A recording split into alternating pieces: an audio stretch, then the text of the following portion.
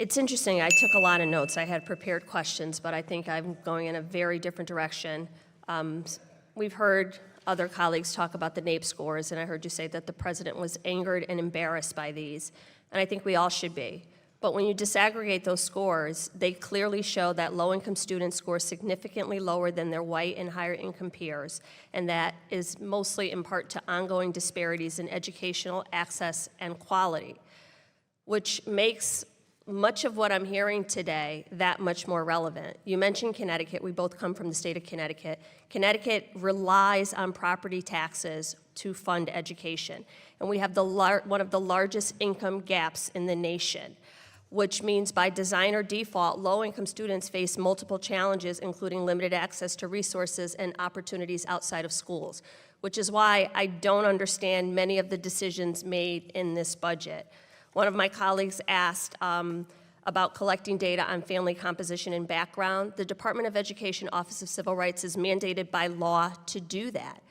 I was pleased to hear you say that states do not, the Department of Education does not control curriculum, instructional materials, the teachers that are hired, which makes your words contradictory because every argument you have is to put local control back into the states.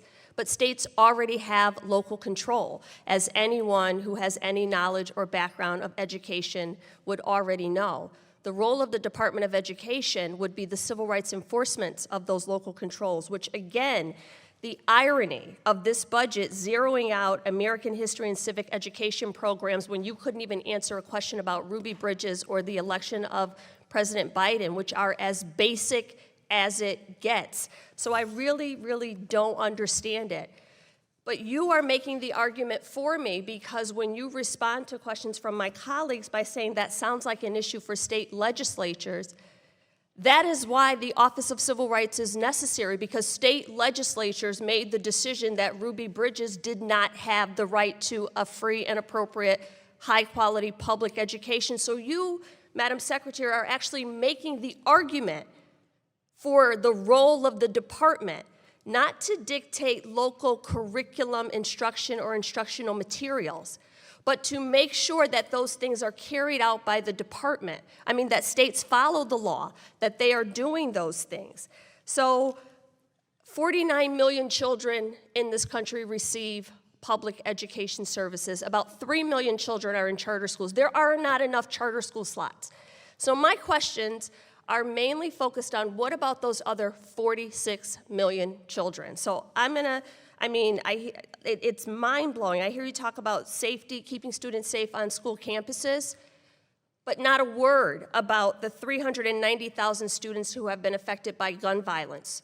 I was in the classroom on the day Sandy Hook happened, and the federal government came in with almost $2 million to rebuild that community and provide programs for the surrounding communities. In your opening, I heard you mention student athletes and LGBTQ students twice, not one word. And even when my colleague asked you if you thought it was a public health crisis, you can't answer questions that affect the majority of students. So I'm not really sure. I am an educator by nature. I try to be supportive of what the Department of Education does because I need for you to succeed, for my students to succeed. But when you come in and say your final mission is to eliminate the department, it says to me that the 46 million children that are not receiving services do not matter. I've ran out most of my time, but this bill defunds literacy programs, eliminates 21st Century Community Learning Center, eliminates preschool grants for children with disabilities, eliminates, reduces funding for career and technical education, like all of these things. I'm going to ask you two really quick questions. Do you think that Holocaust education in our schools is a DEI program? There's no card for that. That's just yes or no. I can look at whatever card Holocaust I choose. education, is it a DEI? Much. You can have a press conference to say whatever you want. I just need a quick answer to this. Your soliloquy is Holocaust, because this is my time, is Holocaust education a DEI program? No. Is African American Studies a DEI program? I think I answered that with one I'm asking it again.